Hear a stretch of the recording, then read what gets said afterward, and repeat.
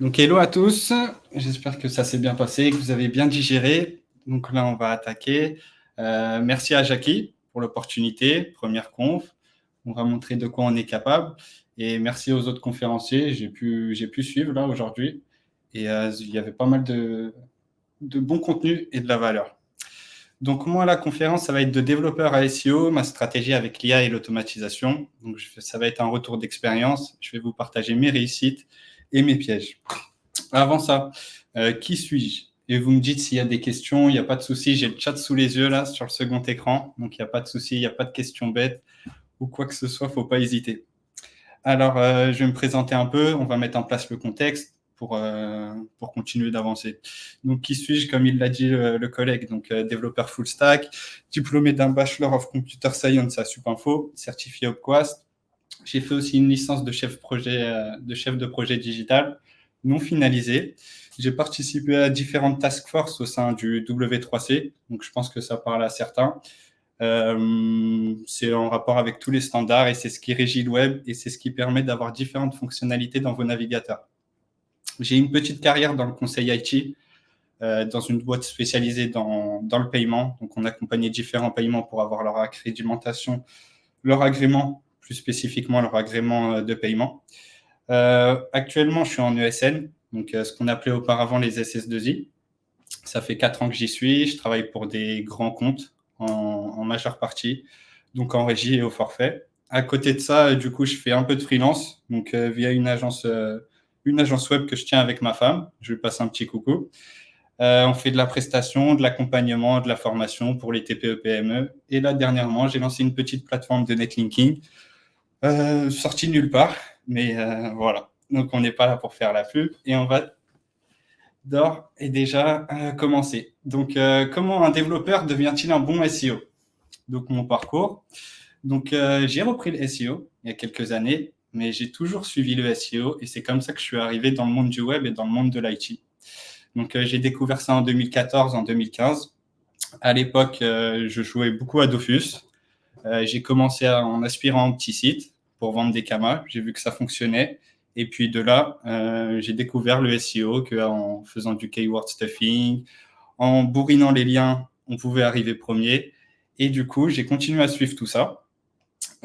J'ai également accompagné, quand on est étudiant, on a la dalle, on veut se prouver, on veut prouver aux autres. Donc, j'ai accompagné différents clients, que ce soit des restaurants, des TPE, PME, sur différentes choses transverses et pas spécifiquement sur du développement. Et donc, pour resituer l'époque, c'était une époque où il y avait pas mal de choses et puis ça a évolué. Et du coup, il y a eu le Google Panda et les différentes tendances qu'on avait auparavant. Puis ensuite, j'ai arrêté le SEO. Pourquoi j'ai arrêté le SEO et pourquoi j'ai repris? Donc, du coup, j'ai dû arrêter le SEO. Je me suis focus pleinement sur mes études de développement. L'objectif, c'était de capitaliser sur un bagage technique, ne pas faire tout. Et puis, ça, je me suis dit, ça, dans tous les cas, ça va me servir. Donc, j'ai pu valider mon Bachelor of Computer Science, mais c'était assez frustrant puisque je ne pouvais pas me mettre au SEO. Donc, je suivais les différents forums, script SEO. Je voyais qu'il y en avait qui s'en sortaient, qui roulaient leur boss. Et à l'époque, il n'y avait pas encore l'IA. On avait GPT-2 uniquement sur GitHub et on pouvait le faire tourner en local, mais ça restait encore compliqué. Et puis le développement, c'est quelque chose qui est très prenant, que ça soit mentalement, principalement mentalement. Et puis là, je vous ai mis deux petits schémas, donc un développeur front-end et un développeur back-end. Et vous voyez qu'il y a pas mal de sujets et pas mal de compétences à avoir pour être un bon développeur. Donc à l'heure d'aujourd'hui, je pense avoir fait un peu le tour et je continue d'apprendre. Et puis j'ai acquis des expériences qui m'ont permis d'améliorer mes compétences, mes soft skills, comme on dit dans le monde des RH. Donc maintenant, je suis apte à travailler en équipe, je sais que tout s'apprend, je sais qu'on ne sait pas tout. Et puis, je sais aussi travailler dans des contextes d'entreprise avec des clients grands comptes et tout ce qui va avec, donc la bureaucratie, les longs process, etc. Donc, du coup, pourquoi je suis revenu dans SEO? Il y a eu le Covid, il y a eu le télétravail, les intercontrats, pour ceux qui sont en ESN, ils savent de quoi je parle. Et puis, l'IA, elle est devenue mainstream. Donc, du coup, pour moi, c'était toutes les étoiles, elles étaient alignées en fin de compte. Plus besoin de payer des rédacteurs à Madagascar ou au Bénin ou quoi que ce soit. Principalement, c'était ça mon frein, parce que quand on veut aller dans le SEO, il y a plusieurs coûts. Il y a le coût des rédacteurs, il y a le coût du netlinking. Et puis tout ça, sans avoir de job, sans avoir de trésorerie, c'est difficile. On va vite sortir à des plafonds de verre en fin de compte. Donc, depuis 3 ans, à l'époque du Covid, je me suis dit, let's go, je vais reprendre le SEO. Donc, du coup, je suis indépendant financièrement. Je peux commencer à tout claquer sur des expi. Bon, c'est pas la réalité. J'achète pas beaucoup d'expi. Enfin, je les achète à ma façon. Et puis, ça change également du dev. Donc, au lieu de pondre du code, là, on joue avec un algo, ou plutôt, on est un peu le joujou de l'algo, quoi. Ça change. Et puis, ça fait du bien.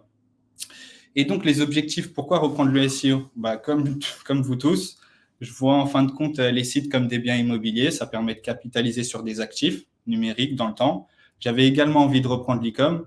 On a pu voir des vagues d'influenceurs, des vagues de vendeurs de rêves, etc. Puis, j'avais déjà testé un peu le dropshipping. Je me suis dit, let's go, c'est le temps de concrétiser et de marquer le but, là. Et puis, en même temps, ça permet de faire autre chose que du dev en fin de journée. Donc, du coup, il me fallait une stratégie. J'avais continué à suivre les différents forums, donc principalement Black Hat World, Script SEO. Je fais une veille. Comme tout bon dev, je fais une veille, mais je fais également une veille sur le SEO. Donc, durant toutes ces années de 2015 à 2022, j'ai suivi les SEO, j'ai suivi via Abondance, via les différents blogs, j'ai suivi les différentes tendances.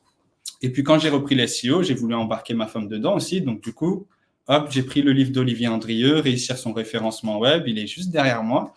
Et puis, ça permet de repartir de zéro, repartir avec des bonnes bases. À l'époque, j'avais Twitter aussi. Donc, je me suis remis sur Twitter.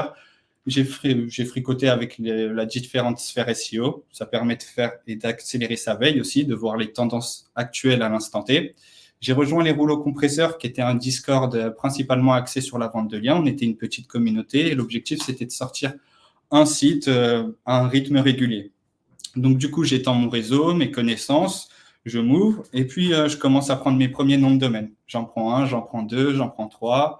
Je commence à me heurter à certaines difficultés. J'arrive à peu près 100 sites, blogs uniquement thématiques, uniquement thématisés. J'arrive à 10 e-com. Donc là, c'est parfait en fin de compte. Je vais pouvoir tester, je vais pouvoir faire de la R&D et puis je vais pouvoir voir ce qui fonctionne et ce qui ne fonctionne pas. Et puis tirer des conclusions plus tard. Donc du coup, les objectifs à court terme, ça va être quoi? Ça va être de faire beaucoup de R&D, de tester. Là-dedans, il y a des sites qui ont été pénalisés. Je suis parti principalement sur de l'achat de noms de domaine neufs. Je n'ai pas une poche sans fin. Donc du coup, j'achète principalement des EMD, des noms de domaine neufs. Je fais des blogs, des e-com, je regarde ce qui fonctionne, ce qui ne fonctionne pas et j'itère, principalement avec de l'intelligence artificielle. Et on va voir les erreurs que j'ai pu faire avec l'intelligence artificielle dans les slides qui vont venir. Du coup, je commence également à trouver quelques clients, puisque j'avais déjà des connaissances et un background. Donc, du coup, autant le mettre en pratique et pour garder un peu une certaine rigueur et rester pas uniquement dans la sphère du Black Hat, mais rester terre à terre en fin de compte et pouvoir mettre en place des stratégies cohérentes et simples et efficaces pour des clients. Et puis, j'ai eu aussi une difficulté, c'est comment faire du netlinking pour pas trop cher.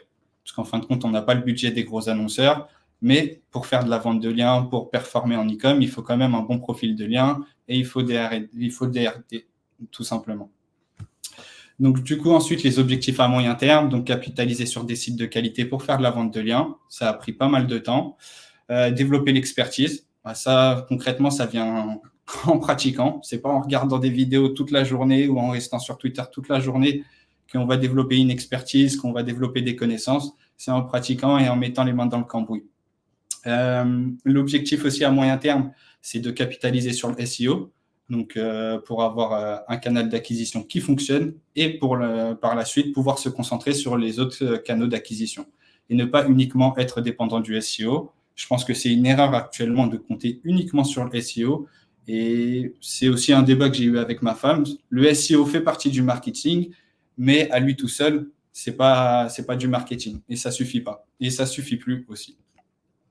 Donc, du coup, quels obstacles ai-je surmonté en SEO et on va voir les différentes erreurs que j'ai faites. Donc, du coup, quand j'ai repris, j'ai pu voir les différents changements, j'ai pu voir ce qui fonctionne pas. On voit que le lien bête et méchant, ne fonctionne plus. Le lien thématisé, par contre, lui, fonctionne. Le keyword stuffing, pareil, on oublie. Merci Your Text Guru. Maintenant, on peut faire des guides autour de la sémantique. Il y a aussi un.fr. L'algorithme, il a changé. Il y a eu pas mal d'updates dernièrement aussi. Je pense qu'il y en a, ils se sont mangés quelques difficultés par rapport aux différents algos. Le local, il est de plus en plus présent. Donc, je vous ai mis un petit screen à côté, mais maintenant, on voit que ça prend 2 scrolls pour arriver, et encore 2 scrolls, je suis gentil, pour arriver au premier résultat naturel. Donc, il y a aussi cet aspect-là de Google My Business qu'on va voir un peu plus tard, comment l'optimiser, et les différents tests que j'ai fait aussi sur des fiches Google My Business. Le EAT devient le EAT. Donc maintenant, ça rejoint tous les points précédents. En fin de compte, il faut avoir un vrai site qui fait des vraies choses et qui donne une expertise à l'utilisateur. L'intelligence artificielle, elle est là. Donc on peut lui dire merci, on l'utilise, que ce soit pour la création de contenu, pour ses emails, également pour créer des stratégies, également pour lui demander conseil et également pour développer. Le mobile est plus important que jamais. Donc, ça rejoint aussi le fait que l'UI et l'UX est aussi important et c'est aussi des facteurs qui vont rentrer en compte dans le SEO. Et l'indexation est devenue une problématique, mais pas pour tout le monde et pas pour tous les sites. Donc, on verra ça aussi par la suite. Ce qui fonctionne encore, du coup, les sites moyens, ça fonctionne encore. Si on a un site de qualité moyenne, ça fonctionne. Les moteurs de recherche sont les mêmes. Google tient encore la majeure partie du marché, mais il y a également Bing qui est sous-coté, on verra également par la suite. Donc, les outils sont les mêmes, Google Search Console, Your Text Guru, un.fr. On voit maintenant depuis 2-3 ans que dans l'univers SEO et même dans l'univers du web, il y a beaucoup de SaaS. Il faut savoir choisir ces SaaS. Il ne faut pas faire pareil que le voisin. Il faut choisir uniquement les SaaS qui vous conviennent et qui sont en adéquation avec vos attentes et vos besoins. La qualité est un signe de distinction. Quand je dis qu'un site moyen, ça fonctionne, un site de qualité, ça va fonctionner encore mieux et avec beaucoup moins d'efforts, que ce soit sur le netlinking ou sur d'autres aspects. Le SEO tout seul, ça suffit plus. Le growth hacking et l'automatisation sont devenus mainstream. Donc moi, à l'époque, en 2014-2015, on commençait à entendre le growth hacking. Je vous ai mis, du coup, il y a le forum growthhacking.fr qui est intéressant. Je vous conseille d'aller là-dessus. C'est pas uniquement axé sur le SEO, ça peut faire du bien à certains. Et puis, personnellement, j'ai commencé à utiliser du coup Automa et N8N. Donc, Automa principalement pour faire des scripts assez limités. Mais ce que j'aime bien dans Automa, en fin de compte, c'est si vous regardez, vous avez un screen recorder qui va vous permettre de bootstrapper, en fin de compte, de bootstrapper, de commencer à avoir votre template de façon assez simple. Donc, en lançant le screen recorder, vous faites vos actions dans le navigateur et vous avez déjà votre template d'automatisation qui va fonctionner. Ça vous permet d'avoir un résultat assez rapide et ça va vous permettre d'affiner ensuite votre template pour pousser un peu plus loin. Et récemment également, je me suis mis sur N8N et N8N comparé à Automa, c'est beaucoup moins limité. Les possibilités, honnêtement, elles sont illimitées. Et même moi, en tant que dev, je vous dis, ouais, N8N quand même, c'est assez poussé, ça vaut le coup de se mettre dessus. On peut faire plein de choses dessus et franchement, les possibilités, ouais, c'est inexplicable comparé à du Automa ou à du Make. Et puis, c'est gratuit, vous pouvez l'installer en local, vous pouvez l'installer tout simplement avec un Docker ou bien sur votre hébergeur ou sur un Google Cloud, par exemple. Ensuite, les PBN, à l'époque, ça existait déjà et maintenant, ça existe encore et ça fonctionne très bien. Du coup, ça aussi, on va voir par la suite ce que j'ai pu faire là-dessus. Les évolutions des coûts d'entrée dans le SEO, honnêtement, maintenant, il y a une nouvelle vague de SEO. On voit pas mal de monde arriver, que ce soit des petits jeunes ou même des vétérans. Mais du coup, les coûts d'entrée, ils sont moindres actuellement, je trouve, que ce soit grâce à l'IA, grâce aux différentes plateformes de netlinking où on peut trouver du lien pour tous les budgets. Donc oui, ça coûte moins cher de faire du SEO, mais c'est plus difficile qu'avant, en tout cas en France. En France, les SEO, on est très technique comparé aux autres SERP dans le monde. Donc ça aussi, c'est un aspect qui est à prendre en compte dans la stratégie, dans votre stratégie d'acquisition ou même dans votre stratégie d'évolution. En fin de compte, ne pas uniquement se concentrer sur le marché français et essayer d'aller voir ce qui se fait ailleurs et ce qui fonctionne ailleurs. Ce qui fonctionne encore également, à l'époque, j'avais déjà ma licence Scrapbox. Donc, du coup, là, je l'ai réouvert. Pas pour faire du blast et faire du lien commentaire bêtement, puisque ça ne fonctionne plus. Et du coup, ensuite, donc, ce qui fonctionne encore, on va remonter sur Scrapbox, qui fonctionne encore. Expired Domain Finder. Donc, c'est une extension qui va vous permettre, à partir d'une liste d'URL. Donc là, ici, vous voyez, j'ai rentré 133 URL. Je vous laisse deviner, j'ai rentré quoi comme URL, mais principalement des grands médias. Et du coup, cette extension, elle va parcourir les sites que vous lui mettez et elle va vous trier, en fin de compte, vous trouvez tous les liens morts, donc tous les liens qui sont des domaines expirés. Après, une fois que vous avez ça, vous pouvez le mettre soit dans Majestic, soit dans, comment ça s'appelle, DOM Detailler, et vous ressortez avec le TF, le CF, le nombre de partages sur les réseaux sociaux, puis après, vous pouvez aller checker la Wayback et ainsi de suite. Du coup, ça a été une de mes stratégies pour trouver du nom de domaine expiré pour pas trop cher, ne pas être dépendant des plateformes, puisque sur les plateformes, moi, les difficultés auxquelles je me suis heurté, je vois un nom de domaine qui me plaît, je mets une enchère dessus. En général, le nom de domaine qui vous plaît, il n'est jamais en achat immédiat. Ça, c'est marrant aussi, mais du coup, il est en enchère, vous mettez une enchère, vous allumez, vous gagnez l'enchère. La plateforme de domaine expiré, elle essaye de le catcher, et puis hop, elle n'a pas réussi à le catcher. Donc après, vous retrouvez votre nom de domaine expiré sur une autre plateforme, donc vous devez bouger à droite, à gauche, pour avoir l'expiré que vous voulez. Donc ça a été un bon moyen de trouver des expirés qui sont pas trop mal et pour pas trop cher du coup. Ce qui fonctionne encore, regardez la concurrence, c'est quelque chose qui est sous-coté. On a tendance à trop rester concentré uniquement sur notre site et sur la SERP qu'on veut taper. Là, cet exemple, c'est avec un des clients que j'ai accompagné en formation. Il monte en compétences, je lui montre les différents outils, ce qu'il y a à faire en SEO, etc. Puis on se pose, on regarde un peu la concurrence. On tombe sur un site, je le parcours, j'ouvre pas encore Screaming Frog, je regarde les pages, etc. Hop, je clique sur le lien, je vois le lien, il est mort. Top. Du coup, ça permet d'avoir un lien d'un concurrent gratuitement, puis également un expiré du coup. Donc là, c'est pas mal. On a repris le nom de domaine qui est en bas, repère print. On l'a repris, on fait une 302 vers le nom de domaine du client. Et puis le client, il est content et moi aussi. Donc du coup, regarder la concurrence, c'est quelque chose de sous-côté et c'est à faire. Juste parcourir les sites, même ne serait-ce que pour votre stratégie SEO. En fin de compte, quand vous faites votre audit SEO, vous améliorez votre titre, vos métadescriptions, la sémantique, le maillage interne, etc. Au bout d'un moment, ça peut être lassant de travailler sur ces sujets-là, puis on manque d'idées aussi. Donc, c'est pas mal d'aller voir la concurrence pour voir comment ils font leur landing page, comment ils présentent leurs produits, comment ils font leur marketing, tout simplement. Ensuite, j'ai pu tester également Discover, du coup, sur ces 2-3 dernières années. Donc, au départ, j'ai eu du mal à le débloquer. Pourquoi j'ai eu du mal à le débloquer? Tout simplement puisque mes sites, ils n'étaient pas assez optimisés pour du Discover. Et récemment, je suis parti sur un nouveau template et le Discover, il se débloque tout seul. J'ai également testé les Web Stories, qui est un format qui n'est plus pris en compte en France, mais c'est pris dans quelques pays.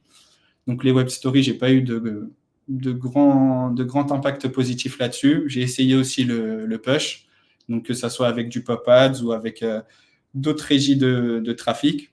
Actuellement, je déconseillerais d'utiliser pop ads, ne serait-ce que pour le coût et pour la qualité du trafic. Essayez, que ce soit en allant sur des forums comme Black Hat World, d'aller voir en fin de compte les différentes régies de trafic qui existent, trouvez la vôtre, gardez-la pour vous et poncez le trafic de qualité.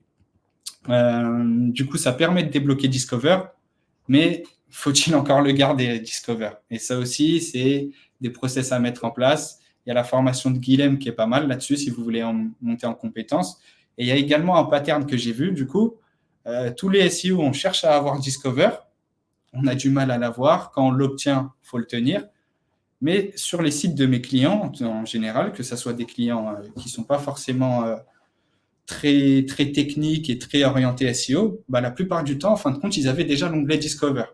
Donc ça peut laisser poser des questions, savoir pourquoi nous, en tant qu'SEO, on galère à avoir Discover et pourquoi les clients qui font juste leur travail de fond, donc tenir leur entreprise, trouver des clients, etc., donnent aussi l'utilité à l'utilisateur avec un site de qualité et des informations de qualité, pas comme nous, ce qu'on fait les SEO en envoyant des articles à toute patate, eux, ils arrivent à avoir Discover. Mais encore une fois, eux aussi, ils n'arrivent pas à le tenir. Donc là-dessus, je vous laisserai tirer vos propres conclusions. Ce que ça a donné quand j'ai débloqué Discover, j'arrive à avoir des pics de trafic, mais en fin de compte, c'est compliqué à maintenir. Si on veut le maintenir, il faut mettre en place des process, il faut peut-être aller chercher du VA pour créer du contenu intéressant et qui va être déclenché. Et puis, il faut aussi tenir la cadence de trafic. Donc, c'est bien de prendre du trafic, de faire de l'achat de trafic, que ça soit via du Pop Ads ou du Pop Cash ou ce que vous voulez. Mais sur le long terme, c'est pas ce qui va payer. Le push, ça peut bien fonctionner par contre, mais encore une fois, il faut avoir une base push en sa possession ou bien une base de données email sur laquelle pousser et pouvoir avoir du signal de façon gratuite en fin de compte. Donc, ce qu'on peut voir là sur le screen, les CTR, il est moyen, il est à 6,4%. Du retour que j'ai eu dans la communauté, en fin de compte, il faut plus taper 10%. Là, ça commence à être intéressant. Et puis, on voit qu'il y a différents pics. Donc, OK, je ne l'ai pas tenu. Du 23-05-2003 au 24-06-2023, je ne l'ai plus. Mais hop, j'arrive à le redéclencher derrière. Donc, ce n'est pas perdu. Un site qui a débloqué Discover, il a quand même de la valeur. Et on peut se dire que si on refait le travail de fond derrière, on peut le redébloquer. Puis, il y a aussi le quid, du coup, de valider son site AdSense. C'est bien, j'ai poussé un site sur Discover, mais est-ce qu'il est validé sur AdSense? Et là aussi, j'ai eu des difficultés pour valider des sites sur AdSense, même des sites de qualité, c'est assez long. Donc, il faut prendre ça en compte et ne pas être dépendant uniquement de Google, en fin de compte. Les défis et les erreurs. Donc, du coup, on a pu en voir certaines. Mais du coup, s'adapter aux tendances. Donc, encore plus aujourd'hui, si on ne fait pas sa veille correctement, si on n'essaie pas tous les jours, si on n'est pas résilient aussi, on va rater le train, en fin de compte, on va rater le coche. L'IA, c'est accessible à tous, l'automatisation est accessible à tous. Il ne faut pas sous-estimer aussi un bon branding et l'UI UX. Donc, moi, en tant que développeur, je sais pisser du code, mais peut-être que je vais avoir des difficultés sur le branding, je ne vais pas être assez rigoureux sur un blog pour de la vente de liens, où je vais porter attention à l'UI UX. Donc ça, c'est des choses maintenant auxquelles je fais attention. Et pareil pour l'e-com, c'est pas trop compliqué de performer en e-com, mais avec un bon branding, c'est encore mieux. Ne pas perdre de vue aussi tout ce que l'on fait, in fine, c'est pour l'utilisateur. C'est des choses qu'on fait pour l'utilisateur. Et l'utilisateur, c'est lui qui doit rester au centre de notre attention et qui doit rester au centre de notre attention en fin de compte. Il ne faut pas uniquement voir le spectre de Google et aller uniquement dans le sens de Google. La concurrence et le marché. Donc, du coup, comme je disais, le marché français, il est ultra concurrentiel, il est ultra mature. La concurrence, elle est accrue, peu importe la niche et peu importe le secteur, que ça soit en e-com, que ça soit en local. Mais du coup, il y a quelques leviers qu'on peut utiliser et qui sont assez récents. Donc, Google Shopping, qui a déjà quelques années, mais moi, je sais que quand j'ai commencé l'e-com il y a 2-3 ans, les fiches gratuites de Google Shopping, ça m'a permis déjà d'avoir un levier de traction et d'obtenir déjà des premiers clics sur mes fiches produits. Et également, après, c'est mon boulot d'e-commerçant de convertir ses clients et ses clics gratuits pour les convertir. Mais du coup, il faut utiliser ce levier. Comment l'utiliser facilement sur votre WordPress? Pas de panique, en fin de compte, vous allez entendre parler de feed, mais juste en installant Google Listing et Ads, cette extension de Google, en fin de compte, elle va se connecter à tous vos produits, elle va pêcher vos fiches produits, en fin de compte, dans Google Shopping, et du coup, vos produits seront directement accessibles dans le free listing de Google Shopping. Le deuxième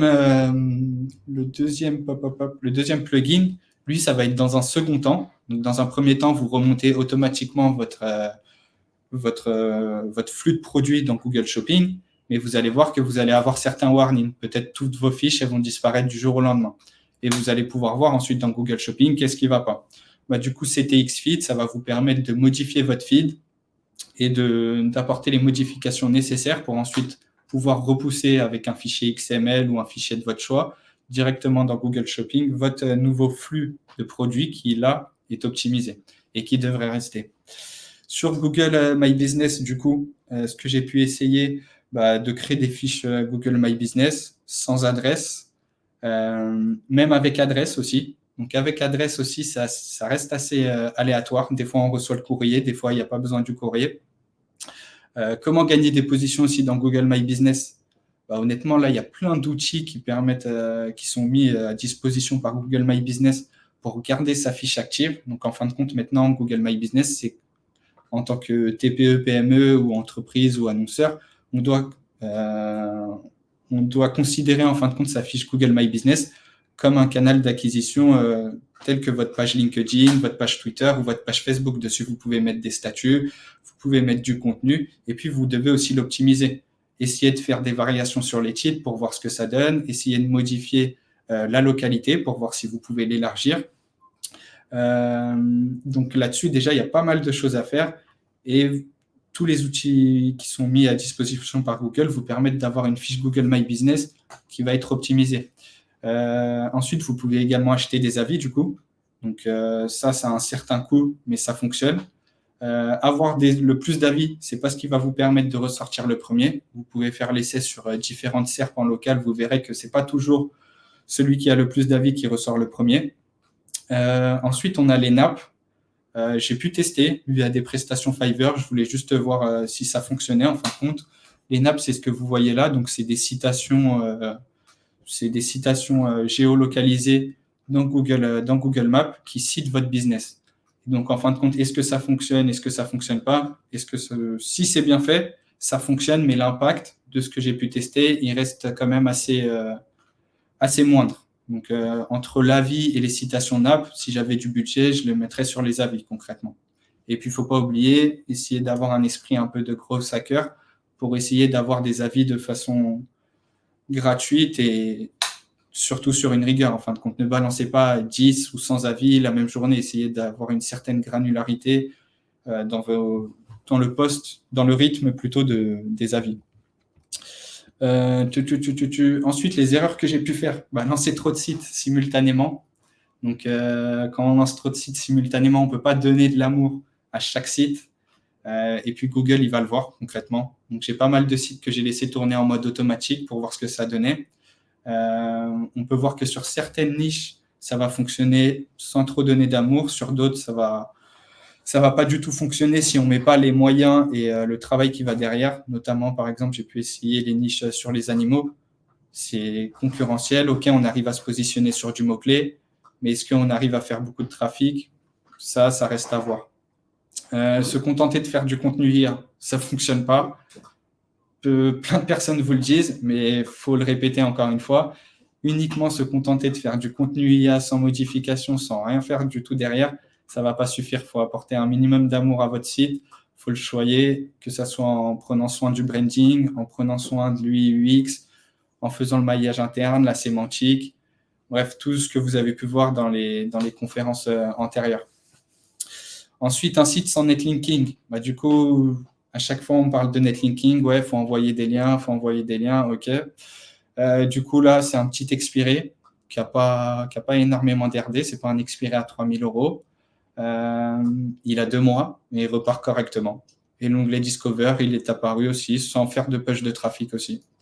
Donc, et puis, il y a plein d'exemples aussi qu'on peut voir dans les communautés Discord de sites sans netlinking qui font énormément de trafic. Donc, OK, le netlinking, c'est cool, mais ce n'est pas le seul levier et ce n'est pas uniquement ce levier qui va faire que vous allez avoir du trafic.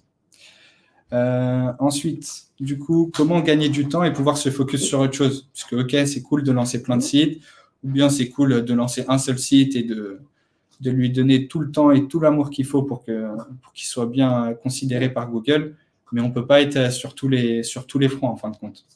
Donc, ce que j'ai pu retenir, c'est que c'est important de faire des processus.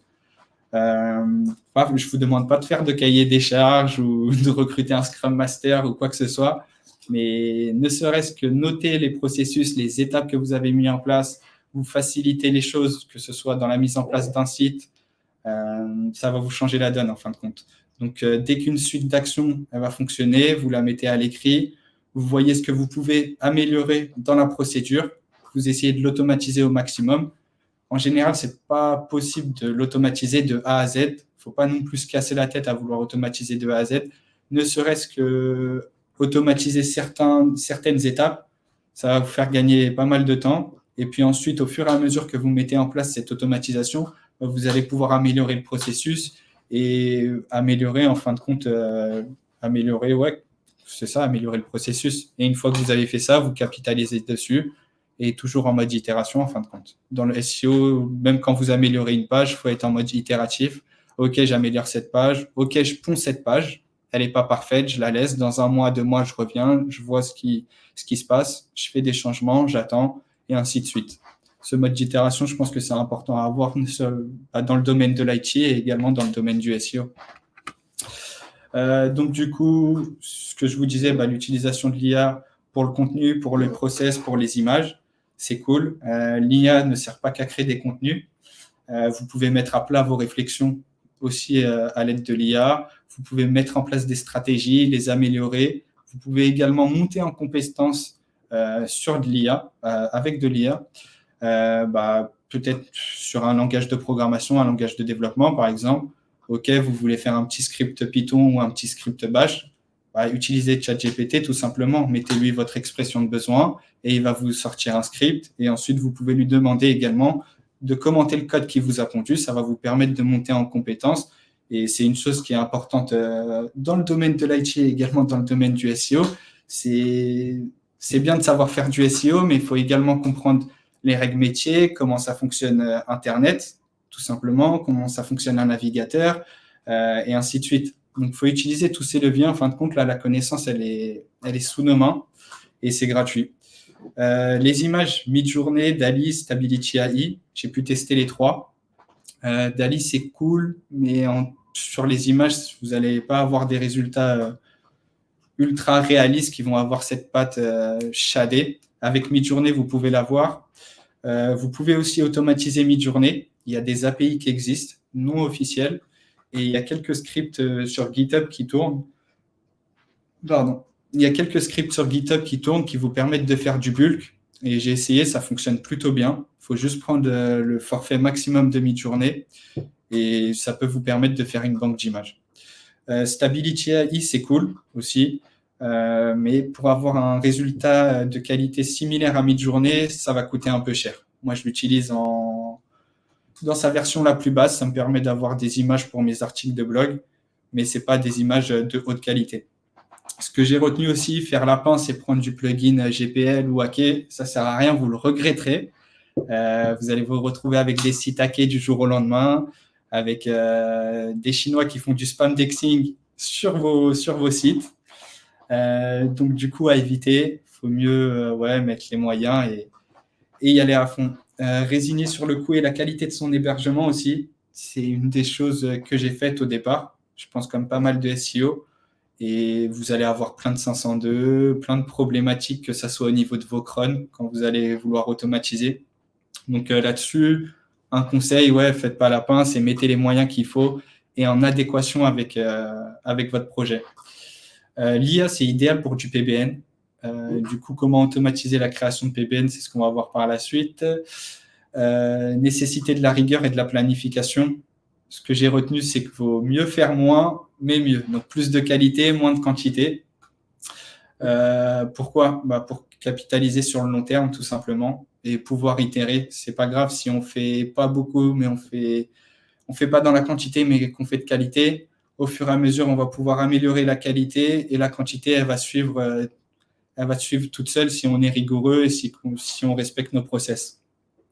Ce que j'ai pu voir aussi, notamment dans l'e-com, c'est qu'il faut sous-estimer aucun vecteur d'acquisition. Donc, on a vu, il y a Google Shopping, il y a Google, mais il ne faut pas sous-estimer Bing. Comme j'ai vu dans les autres conférences, la plupart ne connaissent pas leur persona. Mais en fin de compte, lorsque vous vous lancez dans une niche, que ce soit sur l'e-com, sur la vente de liens, sur un site, si vous définissez vos personas, vous allez voir que peut-être, en fait, votre persona n'est pas forcément sur Google, notamment les personnes âgées, ou peut-être les personnes qui sont en bureau et qui ont un navigateur avec Bing de préinstallé. Donc, si vous regardez pas ce qui se fait sur Bing, vous passez peut-être à côté d'une source de trafic gratuite.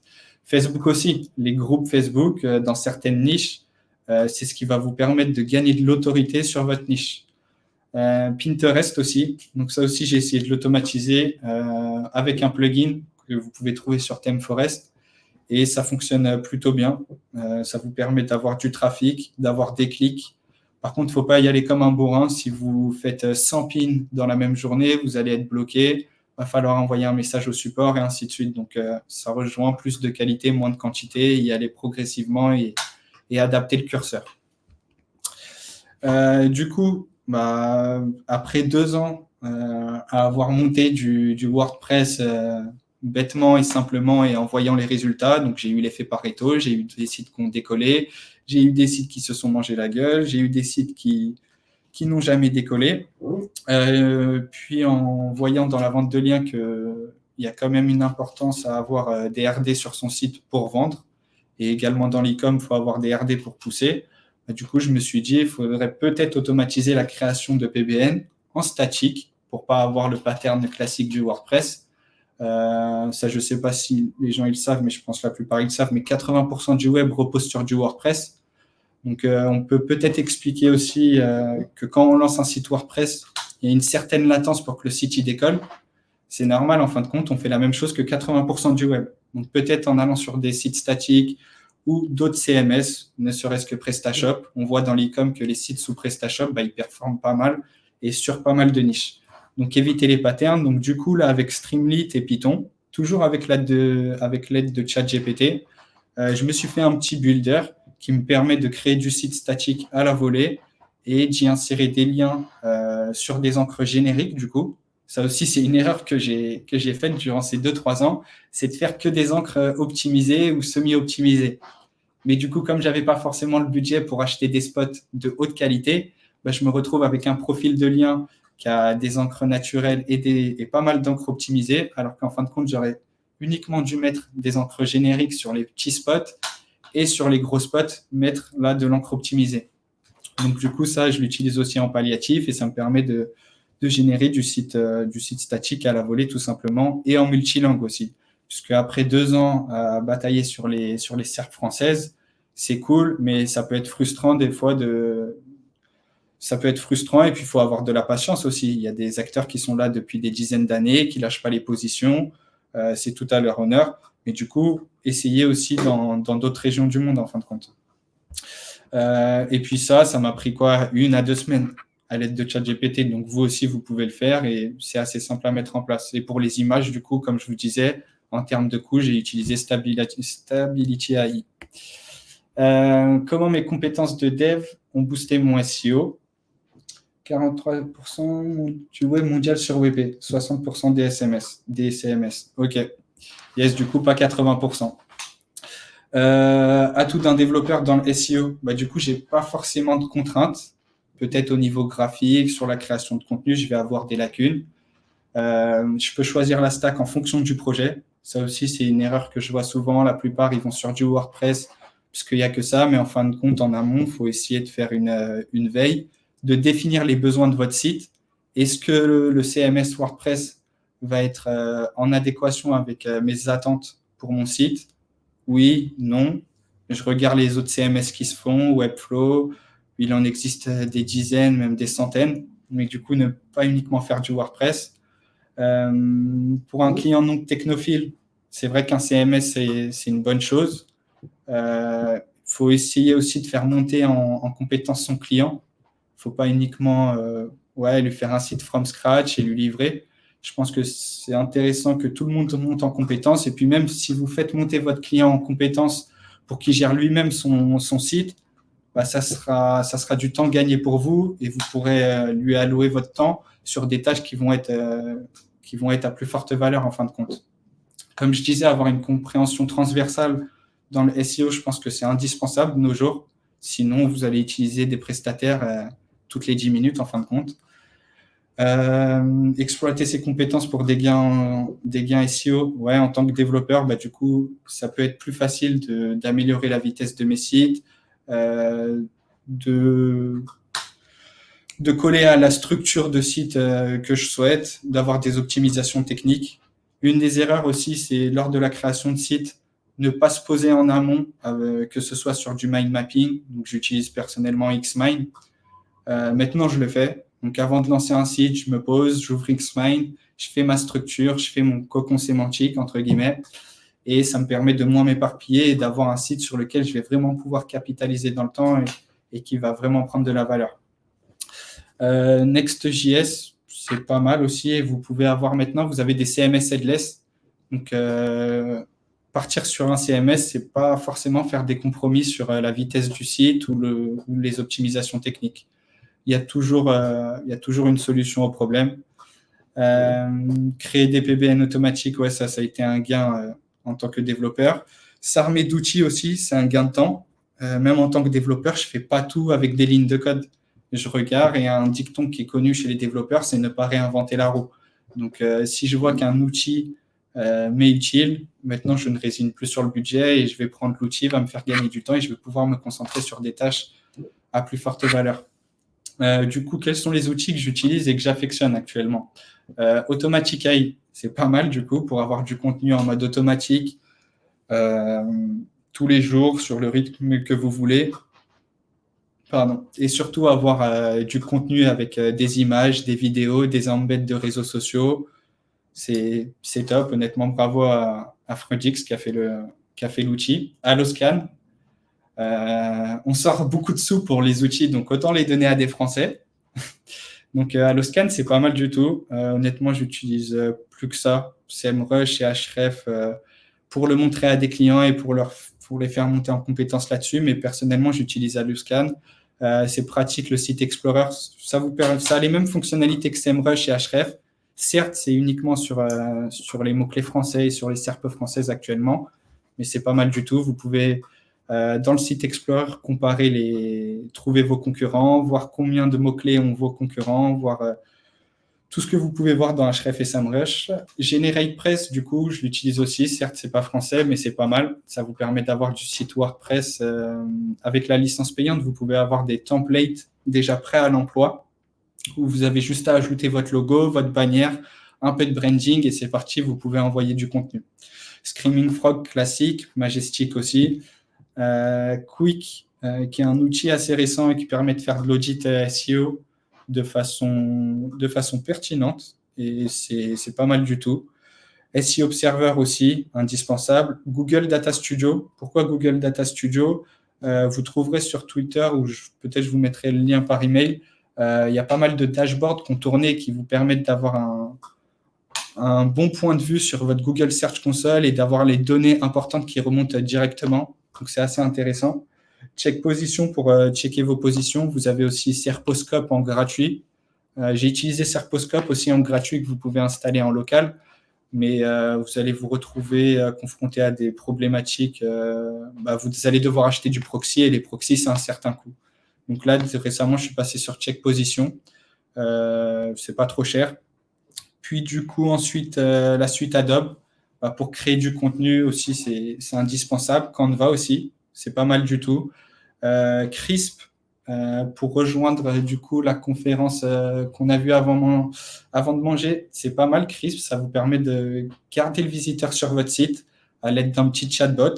Pourquoi Crisp plus qu'un autre? Puisque déjà c'est français.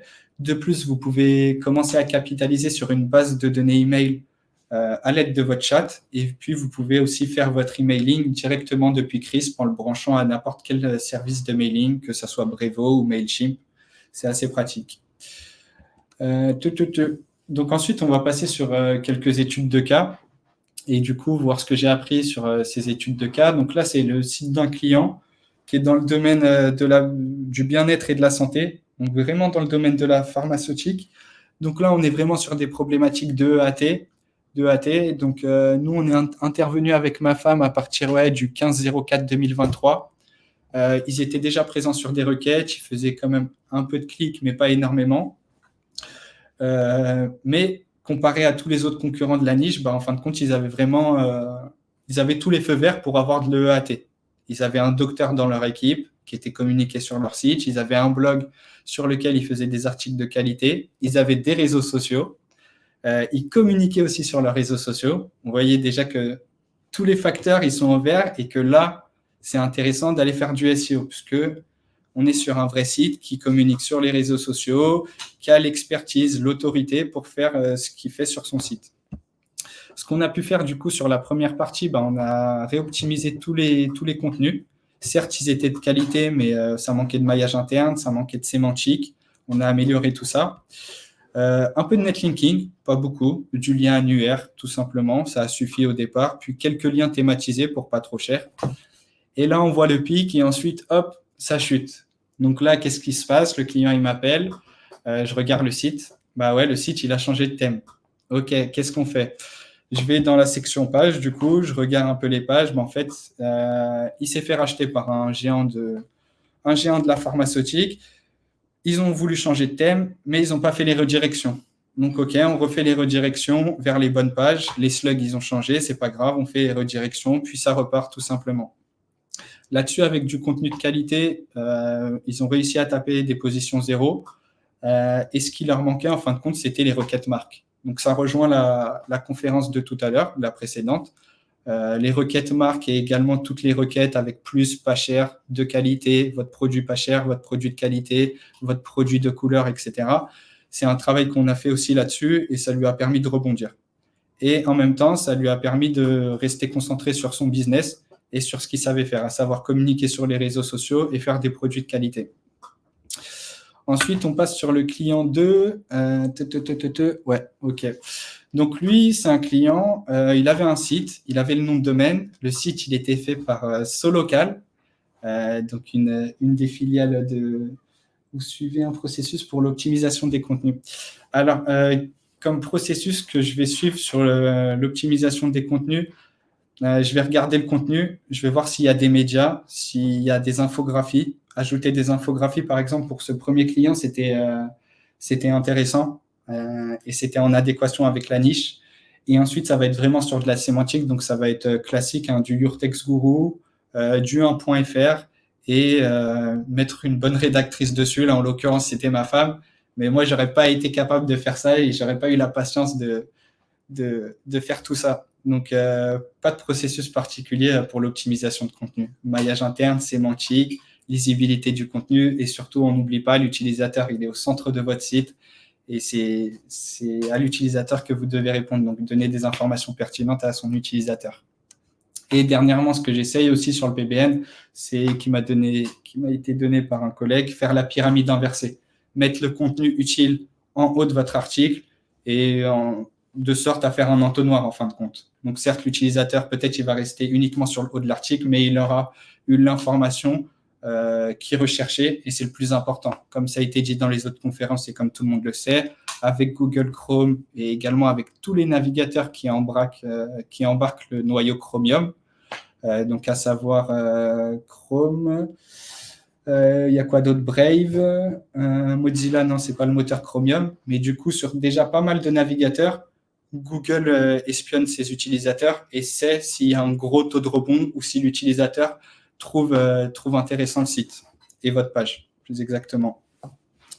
Du coup, pour revenir sur le client 2, il part de zéro. Il a un site qui est fait par Solocal, qui est pas top.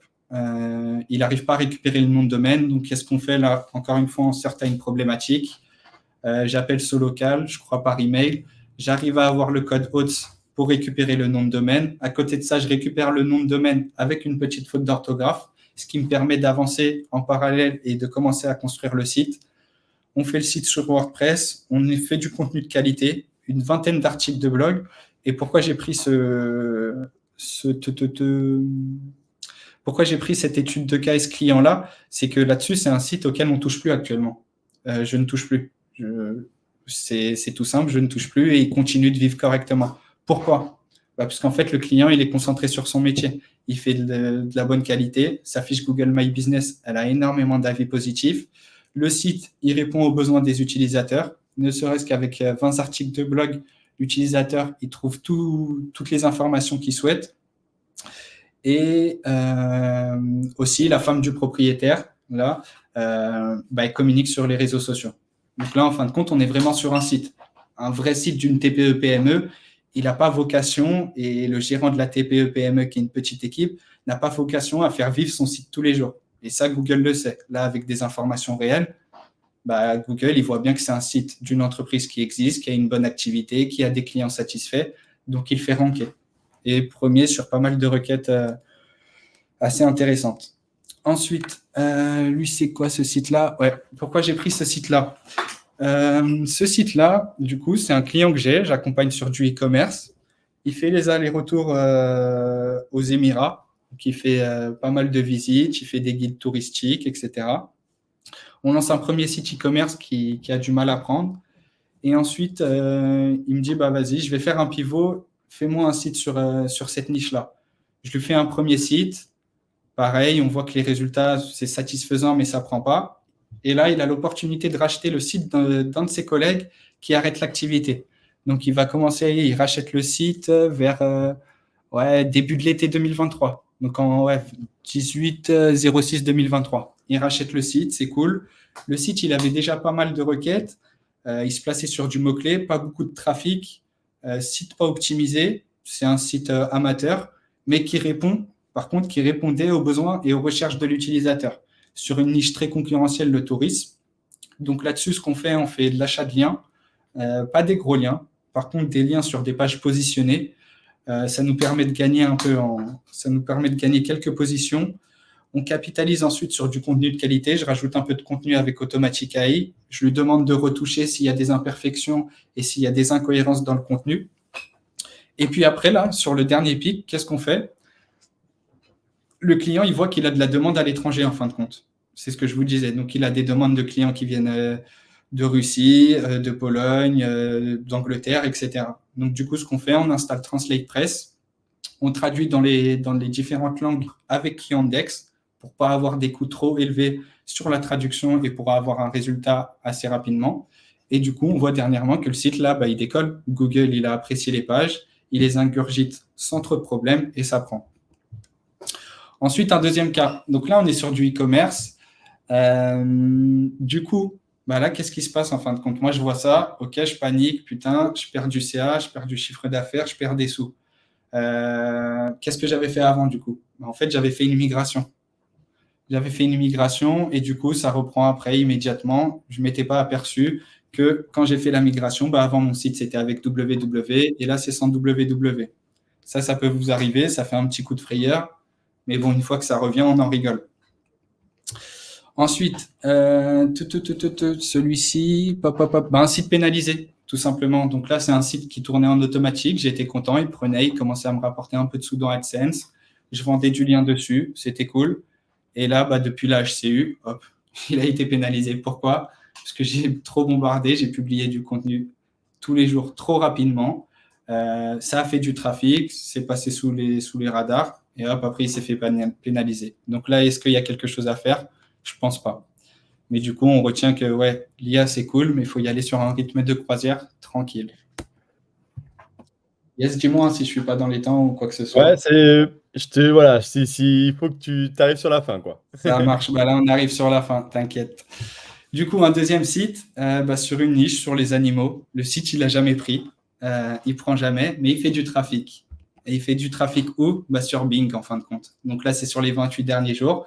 On voit qu'il fait 1200 de trafic. Alors que sur Google, il fait rien comme trafic. Et pourtant, sur Google, les pages, elles sont indexées. Mais on est sur quelque chose d'assez concurrentiel où il y a des teneurs du marché. Et c'est pas possible de se positionner si on met pas le budget derrière. Mais sur Bing, ça fonctionne, on arrive à se positionner. Du coup, pour finir, les ressources investies, il ne faut pas résigner dessus. C'est du temps, de l'argent. Il faut se former. Je continue à me former continuellement. C'est important de se former. Il ne faut pas résigner dessus. Certes, vous trouverez toutes les informations disponibles, que ce soit sur YouTube, que ce soit dans des webinaires, dans des conférences, etc. Mais des fois, c'est un gain de temps de se former. S'entourer de tout type de profil pour ne pas rester uniquement dans sa petite case et faire ce qu'on sait faire. En fin de compte, c'est intéressant. Moi, je sais que je m'entoure des personnes qui sont très à cheval sur avoir un site de qualité avec une UI UX irréprochable, avec un branding irréprochable, du contenu irréprochable. Et bien, traîner avec ces personnes-là, ça me permet d'avoir moi des feedbacks pour améliorer mes processus. Sortir sa zone de confort, classique, mais c'est à faire, il faut le faire. Coût des noms de domaine, ça aussi, ça peut être quelque chose auquel vous vous confrontez. Et le coût de l'IA, du coup. Le coût de l'IA, bah, pour ça, il y a une petite solution. Là, il y a le Founder Hub de Microsoft qui vous permet d'avoir 2500 $ sur OpenAI. Donc, moi, personnellement, j'en profite. Je vous conseille d'en profiter. Si vous avez un compte LinkedIn actif, ça passera sans souci. Et quelles leçons pour l'avenir du SEO? Vos questions, mes réponses, n'hésitez pas et je vais reprendre le chat pour y répondre du coup. Yes. N'hésite pas aussi, Alain, s'il y a des questions, quoi que ce soit. Du coup, les questions, tu as plutôt été bon. Tu as répondu généralement au moment où elles sont passées, sur l'optimisation des contenus. Il y avait aussi une partie sur les PBN. Il me semble que tu as pas mal répondu. Il y avait aussi comment tu le gères, comment tu l'héberges. Je ne me rappelle plus celle-là par contre. Alors, comment je l'héberge? Je vois la question. En fin de compte, là, récemment, je suis passé sur un serveur dédié. C'est le meilleur choix que j'ai fait là depuis le début d'année. Fini les 502, fini les problématiques. Et pour avoir pas le même pattern d'IP, en fin de compte, tu as un module dans Plesk qui te permet d'activer Cloudflare et de faire les réglages automatiquement sur ton compte Cloudflare. Donc, du coup, sur un même serveur dédié, je n'ai pas cette problématique d'IP. Et après, tu as O2Switch aussi qui te permet avec l'IP Extender d'avoir différentes IP. Je vois victime de la faillite de Supinfo, comme mon fils manifestement. Ouais. À l'époque, ça allait pas très bien pour Supinfo. C'était le début de la pente descendante. Mais il ne faut pas s'y faire. Honnêtement, dans le monde de l'informatique, s'il s'accroche, ton fils, et s'il est autodidacte, le cursus, on s'en fout, il trouvera du travail. Bon, en tout cas, comment tu t'es senti pour cette première? T'es content? Ouais, ça va. Ouais, non, ça va, je suis satisfait. N'hésitez pas s'il y a des questions, je suis joignable sur Discord. Dans tous les cas, comme tout le monde, parce que là, on arrive dans les temps, bravo encore pour ta première. Disponible sur les réseaux sociaux, LinkedIn et autres. Il a mis son contact aussi ici. N'hésitez pas à aller le rencontrer et discuter avec lui. Bravo pour ta première, Sofiane. Je crois qu'il y avait peut-être Bilcher qui en avait une. Il m'avait fait un signe tout à l'heure. Je ne sais pas s'il y a une question à rapido sous la main. Ouais, moi, je voulais juste savoir, toi, pour tous les sites que tu crées, est-ce que tu as un hébergement en particulier que tu recommandes? Si je t'en recommande un, ça va mal finir. Parce que là, honnêtement, moi, je vais rien dire, mais bon, les hébergements mutualisés, évitez, quoi. Faut éviter. Surtout si vous voulez capitaliser sur un parc de sites, prenez un dédié. Vous allez le payer, je sais pas, entre 50 et 100 euros par mois. Mais vous allez avoir quelque chose de qualité et sur lesquels vous allez pouvoir bombarder. Vous allez pouvoir faire 30 duplicateurs d'un coup. Alors que sur un mutualisé, c'est pas possible, quoi. Ok, merci. Super. Merci, Sofiane. Je te dis à bientôt. Et bravo De rien, à bientôt.